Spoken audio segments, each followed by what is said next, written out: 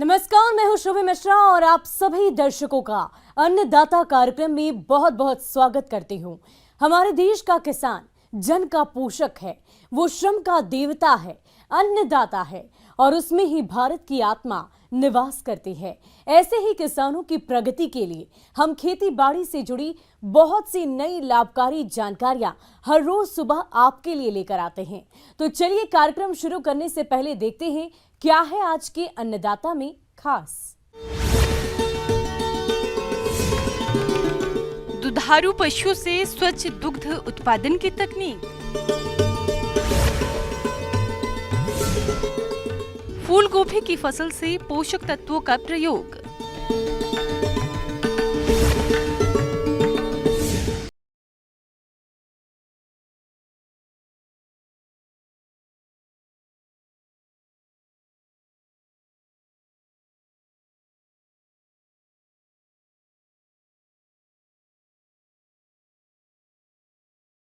हमारे राज्य के अधिकतर किसान भाई गाय भैंसों का पालन करते हैं, लेकिन दुग्ध निकालते समय साफ सफाई पर कोई विशेष ध्यान नहीं देते हैं, जिसके कारण दूध की क्वालिटी खराब हो जाती है। तो आप पशुओं से स्वच्छ और शुद्ध दूध का उत्पादन लेने के लिए दूध दोहन से लेकर उसे बाजार में बेचने तक कौन कौन सी सावधानियां बरतें, इस बारे में बता रहे हैं नानाजी देशमुख पशु चिकित्सा विज्ञान विश्वविद्यालय जबलपुर के डॉक्टर प्रदीप कुमार सिंह।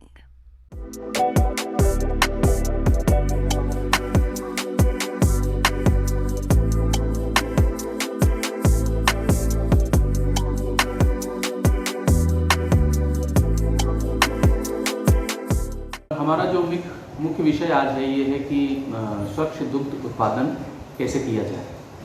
देखिए, दुग्ध एक ऐसा पदार्थ है, वो जैसे ही हम गाय या भैंस से निकालते हैं वैसे ही उसमें बहुत सारे संक्रमण की संभावना बन जाती है। सबसे पहले तो हम ये देखें कि जिस पशु से हम दूध निकाल रहे हैं वो खुद एक संक्रमण का कारण बन सकता है, क्योंकि अगर वो बीमार पशु है तो वहाँ से भी संक्रमण हमारे दूध में आएगा। इसके अलावा जैसे अगर थन साफ नहीं है, दूषित है, वहाँ गोबर लगा है, मूत्र लगा है, तो उससे क्या होगा, या मिट्टी लगी है, उससे क्या होगा कि वो गोबर मूत्र या मिट्टी जो थन पे लगे हुए हैं उनसे भी संक्रमण आने की पूरी संभावना है।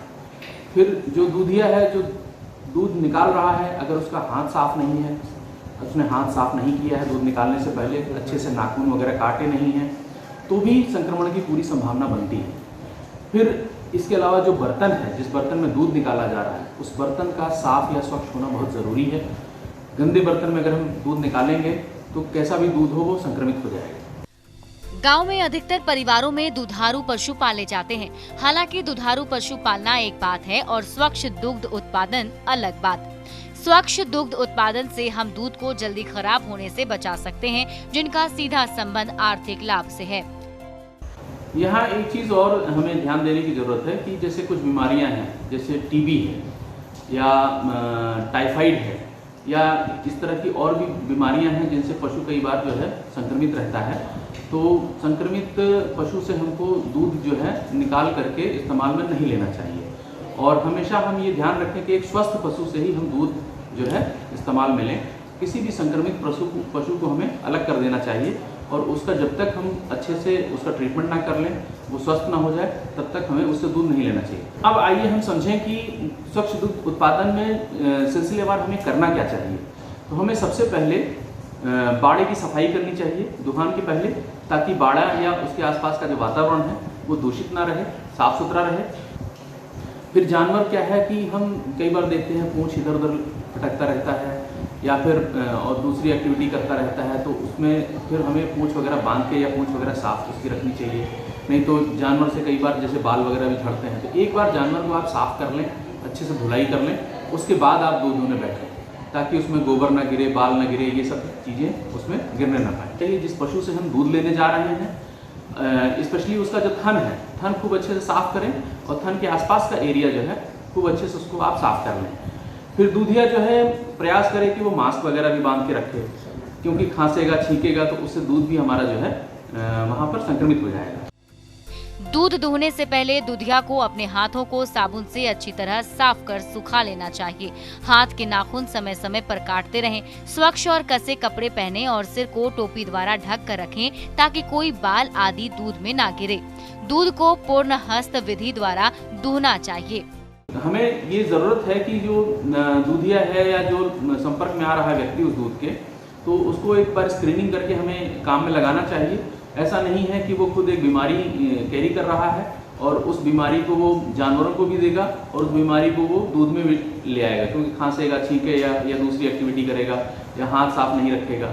तो इससे क्या है, जैसे बहुत सारे बीमारी हैं, टीबी है, साल्मोनेला है, इस तरह की बहुत सारी बीमारियां हैं जो दूध में आएंगी, दूध को संक्रमित करेंगी और इससे जो है सुरक्षित दूध का उत्पादन जो है वो नहीं हो पाएगा। इसके अलावा जो बर्तन है, बर्तन को खूब अच्छे से साबुन से या दूसरे चीज़ों से उसको साफ करना चाहिए।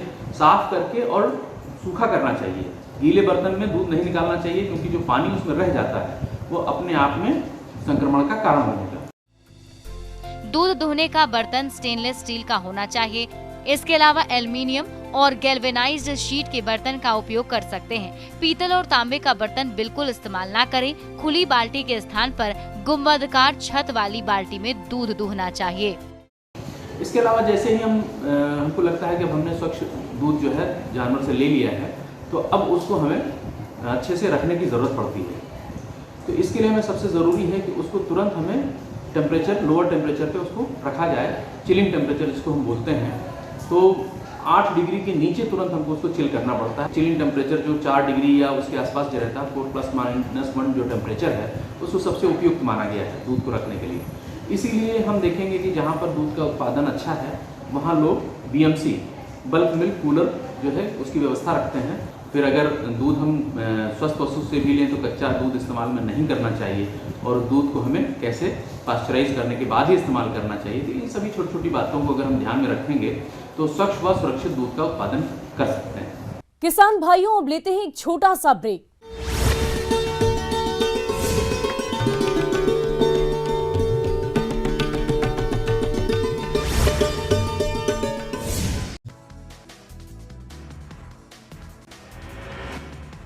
अमित शाह के राहुल गांधी पर दिए गए बयान पर बोली कांग्रेस। राहुल गांधी ने छत्तीसगढ़ को न्याय दिया, किसानों का कर्ज मुक्त हुआ, फसलों की सबसे ज्यादा कीमत दी।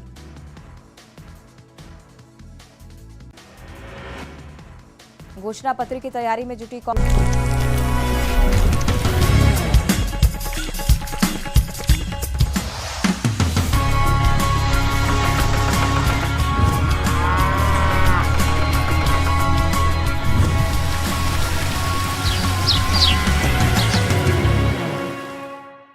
और ब्रेक के बाद आप सभी दर्शकों का अन्नदाता में एक बार फिर से स्वागत है।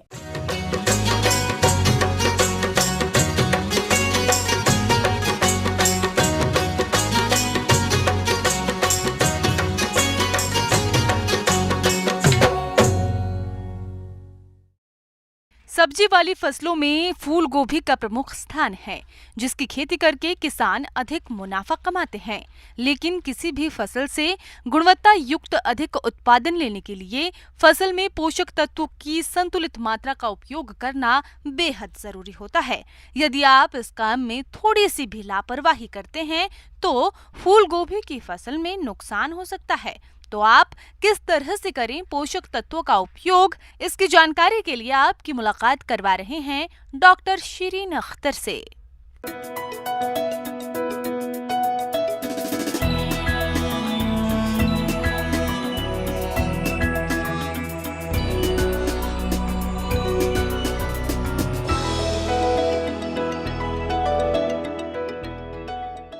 आज हम लोग बात करेंगे फूल गोभी के पोषक तत्व के बारे में।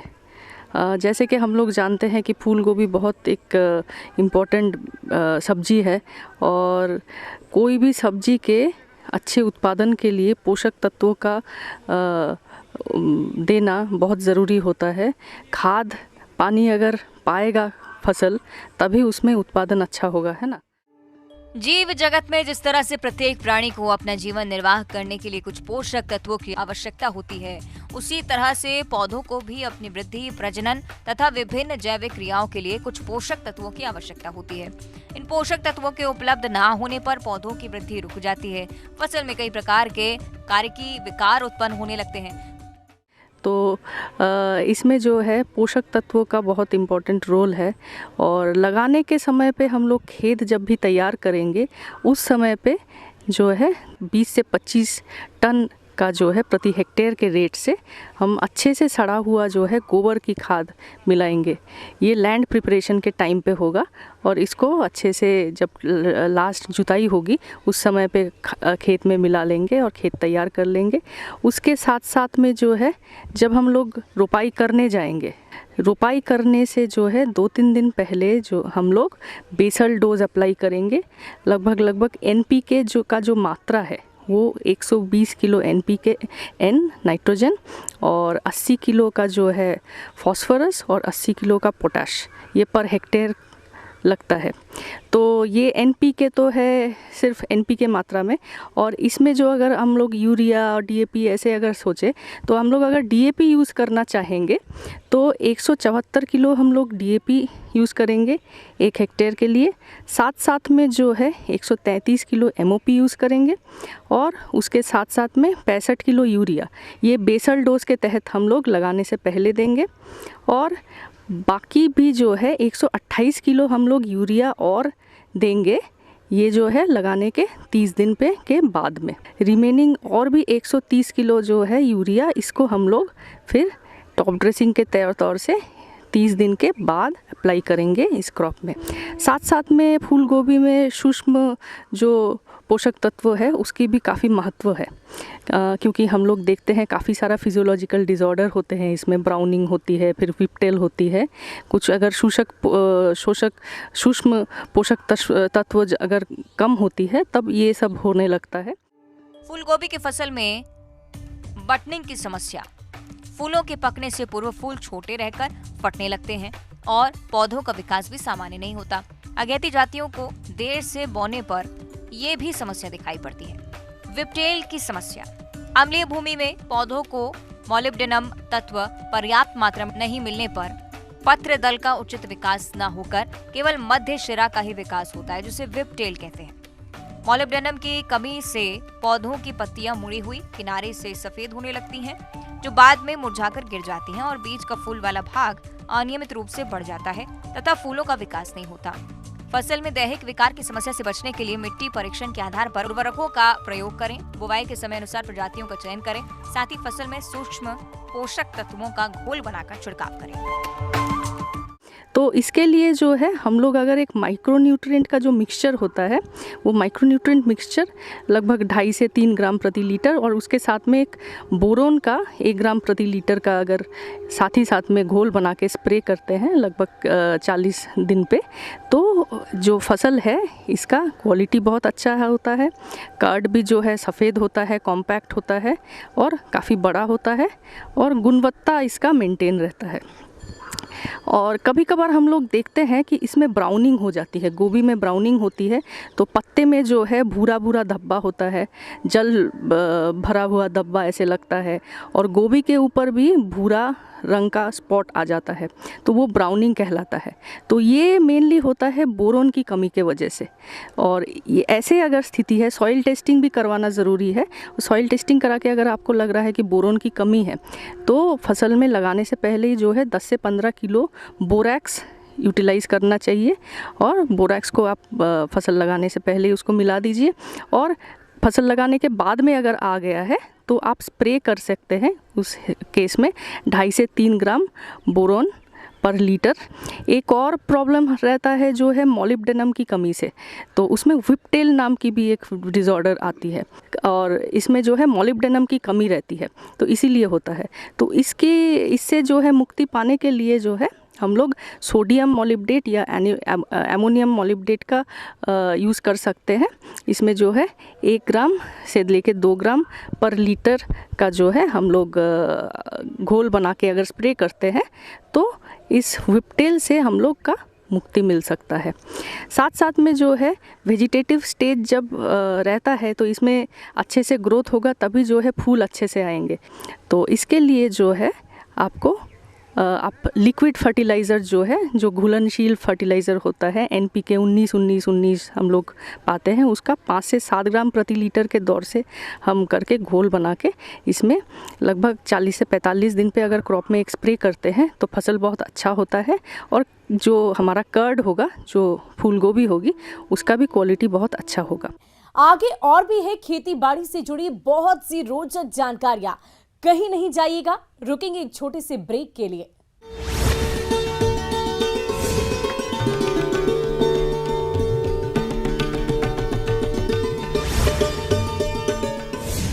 जुड़े विषयों पर पार्टी ले रही है सुझाव। 3 महिलाओं की बनाई गई है कमेटी। विधानसभा चुनाव के रण से पहले छत्तीसगढ़ कांग्रेस में सामने आई अंतरकलह। कांकेर में जमकर हंगामा। स्क्रीनिंग कमेटी के सामने 9 विधानसभा के कार्यकर्ता हुए आक्रोशित।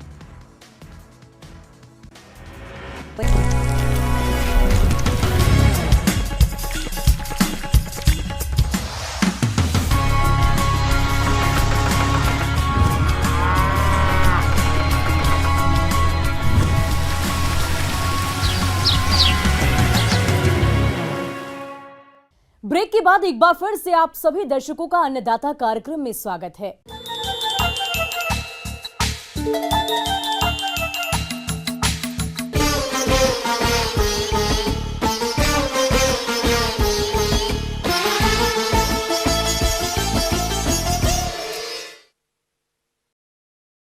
जिन किसान भाइयों ने धान की खेती की है, उनकी फसल अभी बढ़वार की अलग अलग अवस्थाओं पर है और इस समय फसल में कुछ आवश्यक कार्यों को करना बेहद जरूरी होता है, जैसे खरपतवार नियंत्रण, सिंचाई, यूरिया का प्रयोग और कीट रोग नियंत्रण इत्यादि।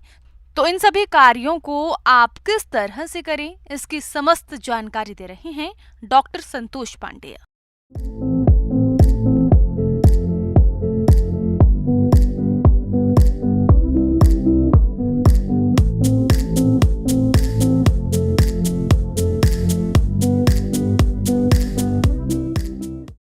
किसान भाइयों, आज हम धान की खेती की चर्चा करते हैं।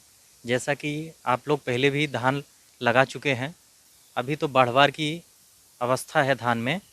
जिन किसान भाइयों ने खरपतवार का नियंत्रण नहीं किया है या जिन लोगों ने बिस्पायरीवेक सोडियम नहीं डाला है अभी तक, तो वो लेबर लगाकर खरपतवार को नियंत्रित करें, ताकि जिससे फसल सुरक्षित हो और अच्छी बढ़वार हो। अगर नहीं करते हैं तो आपके फसल कमज़ोर हो जाएगी, वहाँ पे कीटों का अटैक ज़्यादा हो जाएगा, क्योंकि वो कहीं ना कहीं वो पौधे को प्रभावित करते हैं। बीमारियाँ ज़्यादा बढ़ जाती हैं, उसमें पोषक तत्वों की कमी हो जाती है, क्योंकि वो खरपतवार जो है पोषक तत्वों को भी खींच लेता है। हवा पानी कम मिलता है, जिससे पौधे कमज़ोर हो जाते हैं। इसलिए खरपतवार नियंत्रण बहुत ज़्यादा ज़रूरी होता है।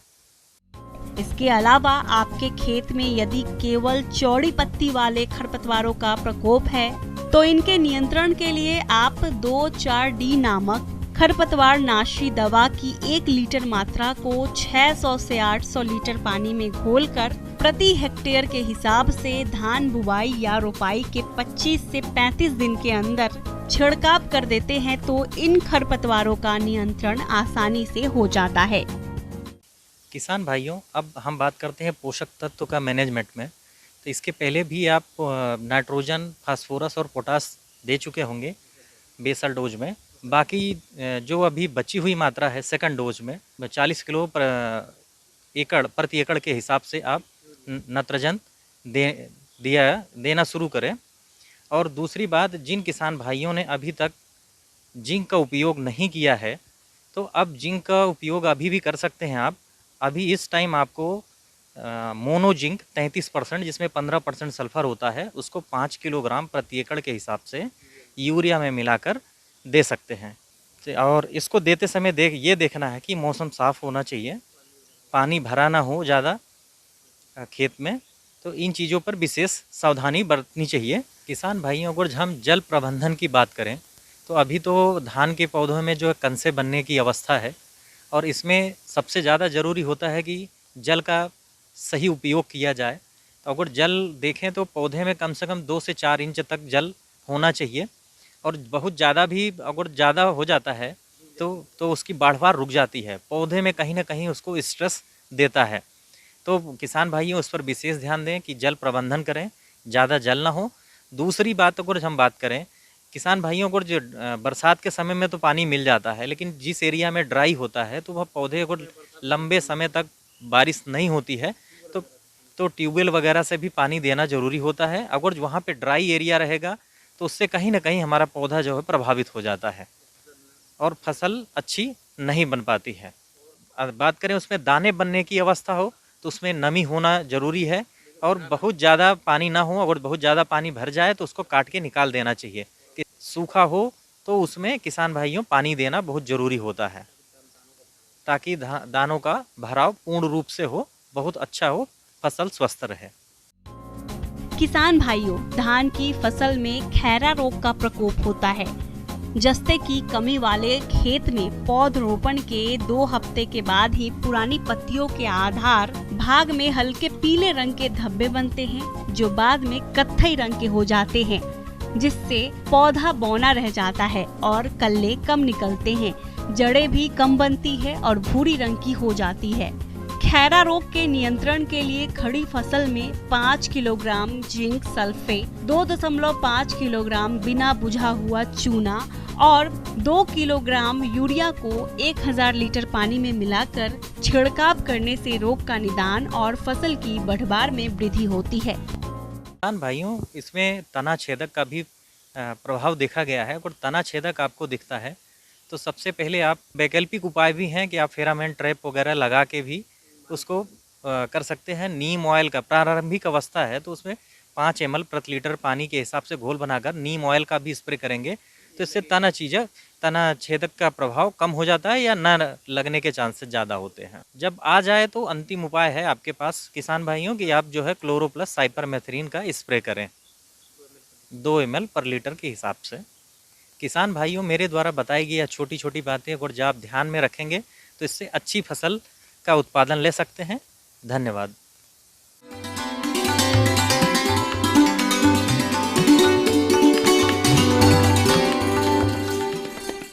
आइए जानते हैं अन्नदाता निःशुल्क फोन के माध्यम से पूछे गए समस्याओं का समाधान।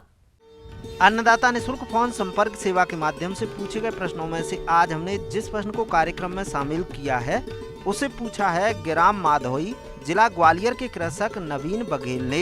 ये भेड़ और बकरियों में फड़किया रोग की रोकथाम के बारे में जानकारी चाहते हैं। तो नवीन बघेल जी, आपकी जानकारी के लिए प्रस्तुत है कार्यक्रम का ये अंश। पशुपालक भाइयों, राम राम।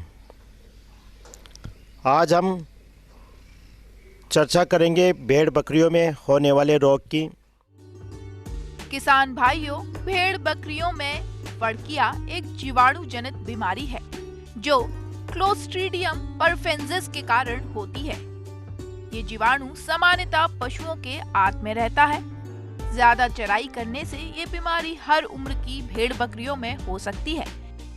इस बीमारी में भेड़ बकरियों के इलाज का समय भी नहीं मिल पाता है, जिस कारण पशु शीघ्र ही मर जाते हैं और पशुपालकों को समझ में ही नहीं आ पाता कि ये कौन सी बीमारी है, जिससे पशुपालकों को भारी नुकसान उठाना पड़ता है। ये रोग भेड़ बकरियों में ज़्यादा खाने पीने से होता है। जब फसल कटाई होती है उसके बाद में जो नई कोंपले खेतों में उगती है उनको खाने से पशुओं में सबसे ज़्यादा टॉक्सिन्स भेड़ों में पेट के अंदर हो जाता है, जिससे आफरा आता है और पशु कालग्रस्त हो जाता है। ये मुख्य रूप से पेट संबंधी बीमारी है। इसमें संक्रमण दर बहुत ज़्यादा है, मोर्टेलिटी भी ज़्यादा है, मृत्यु दर ज़्यादा है।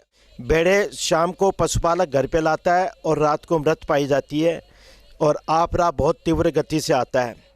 ये जो बीमारी है फड़किया जिसको बोलते हैं, इसमें चमड़ी फड़कने लग जाती है, बुखार आ जाता है और पशु जल्दी ही कालग्रस्त हो जाता है। किसान भाइयों, इस बीमारी में पशु अचानक सुस्त और कमजोर हो जाता है और पेट में दर्द के कारण पैर पटकने लगता है। इस बीमारी के कारण पशु का पेट भी फूल जाता है। इस तरह अगर आप इसका समय रहते इलाज नहीं करवाते हैं तो पशु की मृत्यु भी हो जाती है। इसलिए इस बीमारी से बचने के लिए आप पशुओं को अधिक प्रोटीन युक्त चारा कम मात्रा में खिलाएं। पशुओं को दिए जाने वाले दाने चारे में अचानक कोई परिवर्तन न करें और फसल कटाई के बाद पशुओं को अधिक समय के लिए खेतों में चरने नहीं देना चाहिए ताकि पशु अत्यधिक चारा नहीं खा पाए। इस बीमारी का उपाय सबसे बढ़िया है, सरकार द्वारा पशुपालन विभाग द्वारा नियमित रूप से इसका टीकाकरण किया जाता है। ये टीकाकरण साल में 2 बार दिसंबर जनवरी में और जून जुलाई में विभाग द्वारा लगाया जाता है, जिसमें 2.5 ml की डोज पशु की चमड़ी के अंदर लगाई जाती है, जिससे न केवल बचाव होता है बल्कि भेड़ बकरियों के शरीर का भी विकास होता है। दूसरा, इसका निकटतम पशु चिकित्सक से संपर्क करके इलाज भी किया जा सकता है समय रहते हैं। और ये बीमारी बहुत तीव्र गति से फैलती है, इसलिए अपने भेड़ों को, अपने बकरियों को नियमित रूप से इसका टीकाकरण करवाएं और इसका लाभ लें।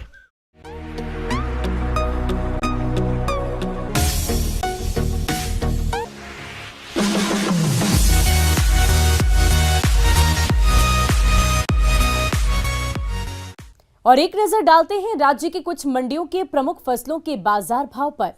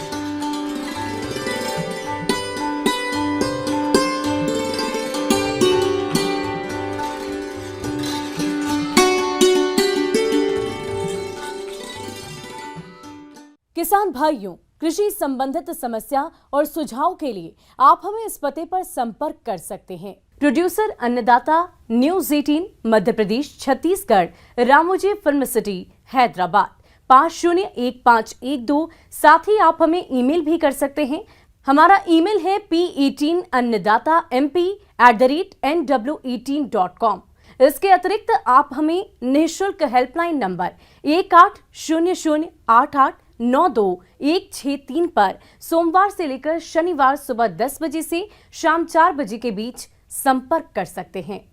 और अब समय हो रहा है आपसे विदा लेने का। कल फिर होगी मुलाकात कृषि से जुड़ी महत्वपूर्ण जानकारियों के साथ। नमस्कार।